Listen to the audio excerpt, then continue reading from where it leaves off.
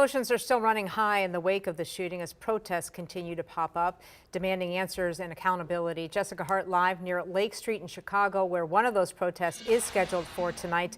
Doesn't look like there's much happening behind you, but maybe you have a different perspective, Jessica.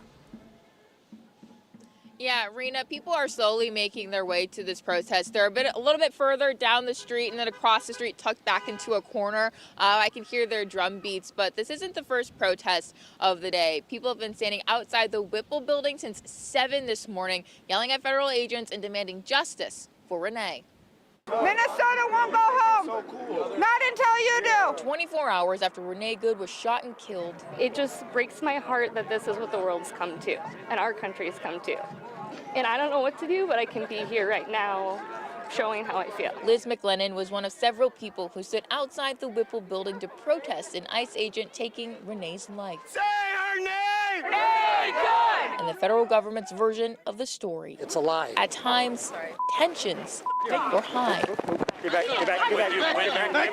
But the protesters didn't go away. It's wrong, and we have to make a stand. Right now, things are going on in this country that make you feel like something has to be done. We're going the wrong way. A collective feeling that could be felt miles away at Renee's memorial. Nobody deserves to die like this. And this woman deserves much more than flowers, but this is the best that we can do in this moment for her to honor her memory and her life. Flowers for a woman these people believe should still be here. I'm sad. I feel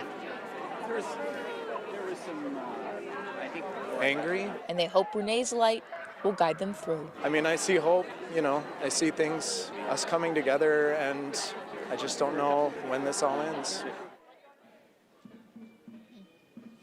Now, Rena, I know you can't see them, but they actually just started chanting about 10 seconds ago. Again, they're kind of wrapped around behind a corner, so we'll get a better look here for you coming up at 6. But even at the memorial, people were leaving cards and balloons, but several people there told me they wish they didn't have to leave those things. Back to you. All right, we'll check back in. Thank you, Jessica.